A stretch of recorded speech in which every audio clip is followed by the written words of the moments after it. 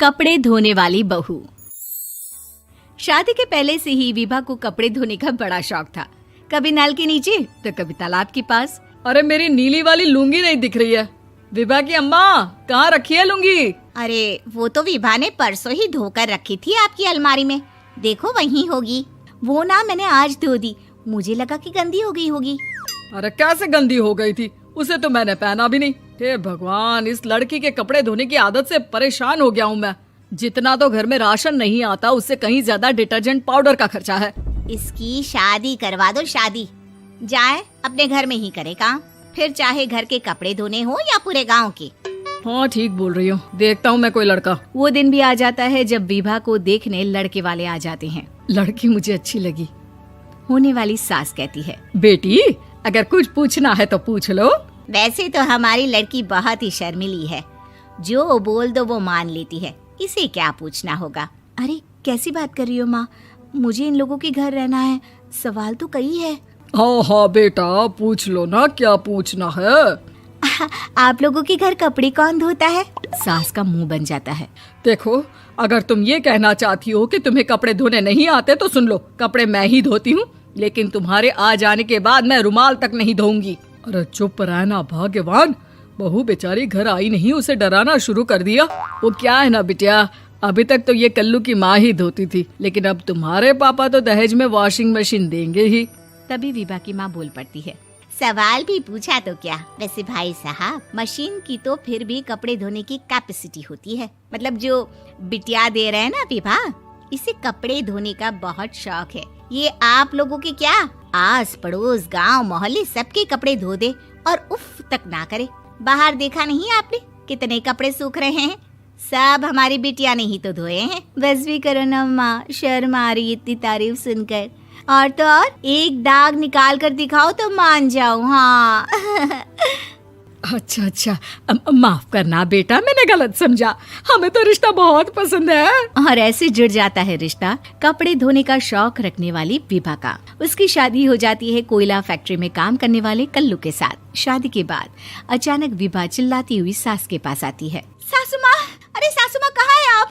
ये तो धोखा है, धोखा दिया आप लोगों ने मुझे। इसे ससुर के चक्कर के बारे में पता चल गया। अरे तो उसमें तुझे क्यों धोखा मिला है? अरे नल में पानी नहीं आता, कपड़े कैसे कब धुलेंगे? अच्छा, तू पानी नहीं आ रहा उसकी बात कर रही है। तो आपने क्या सोचा? कुछ नहीं। अच्छा, तेरी माँ ने कहा था कि कपड़े धोने का शौक है तुझे, याद आया मुझे। शौक बोलकर कपड़े धोने वाले मेरे जुनून को कम ना आके सासू माँ, कपड़ा धोना मेरा गुरूर है। तभी पति भी वहाँ आ जाता है। अभी मैंने इसे सनी देओल की फिल्म दिखाई है, उसी के डायलॉग मार रही है माँ। अच्छा सुन, साफ साफ बता रही हूँ, पानी सुबह 4 से 6 और शाम को 10 से 12 आता है, समझी? विभा टाइमिंग सुनकर हैरान हो जाती है। ये क्या भूतों का मोहल्ला है? सुबह 4 बजे उठकर कौन कपड़े धोता है? 4 बजे टंकी में पानी जाता है, फिर सारा दिन धोना ना, किसने मना किया? अरे कैसी बात कर रही हैं? 200 लीटर की टंकी में कितने कपड़े धो लूंगी मैं? सुबह ही उठ जाऊंगी मैं। अब क्या था, विभा सुबह 4 से लेकर रात के 12 बजे तक कपड़े ही धोती रहती। एक रोज सास पड़ोस से निकलकर कहीं जा रही होती है कि साथ वाली कहती है, हाँ कल्लू की माँ, जरा ये बताओ कि 2 साड़ी है, 2 ब्लाउज और एक पेटीकोट और एक नाड़े वाला लंबा कच्छा। हाँ तो? अरे तो क्या, कितना लोगी धुलाई ये बताओ। धोबन दिख रहे हैं हम क्या? हमारे पति सरकारी नौकरी से अभी रिटायर हुए हैं और बेटा सुपरवाइजर है कोयला फैक्ट्री में। धोबन समझ रखा है हमें? हाय रे कल्लू की अम्मा, माफ कर दो, वो तो मोहल्ले में यही सब बता रहे थे कि तुमने बहू को कपड़ा धुलवाने के काम में लगा दिया है। सास को पड़ोसन की बात सुनकर गुस्सा आ जाता है। वो घर पहुंचती है जहां घर के बाहर ही इतने सारे कपड़े सूख रहे होते हैं जितने कि किसी धोबन के घर पर। अरे ओ कल्लू की दुल्हन, बाहर निकल। माँ जी यहीं आ जाओ, बाथरूम में चादर धो रहे हैं हम। अरे अभी हम धोते हैं, तुमको बाहर निकलो। ये आस पड़ोस वाले बोल रहे हैं कि हम बहू से कपड़े धुलवा कर उसे कपड़ा धोने वाली बना दिए हैं। अरे छोड़ो ना माँ जी, किन लोगों की बातों में आती हो? आस पास के लोगों का तो काम ही होता है कि वो किसी तरह सास बहू को लड़ा दे। बहू सारे घर के कपड़े धोती है, ये क्या कम है? बोलिए।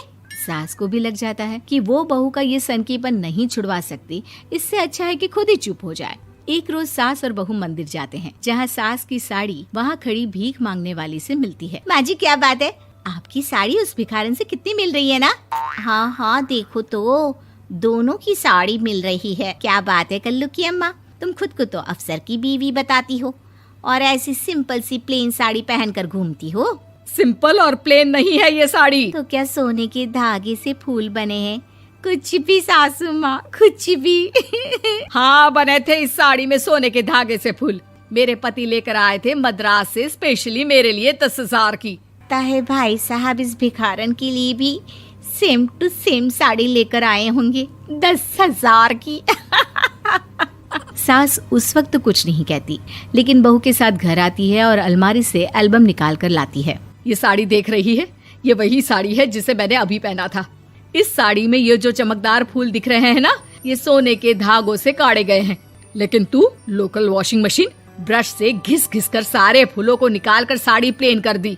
मुझे माफ कर दीजिए सासू माँ। और तो और, जब मैंने तुझे तेरी गलती के लिए कुछ नहीं कहा, लेकिन तूने तो सबके सामने मेरा मजाक ही बना दिया। क्यों? बहू को समझ में आ जाता है कि अब से उसका कपड़े धोना बंद।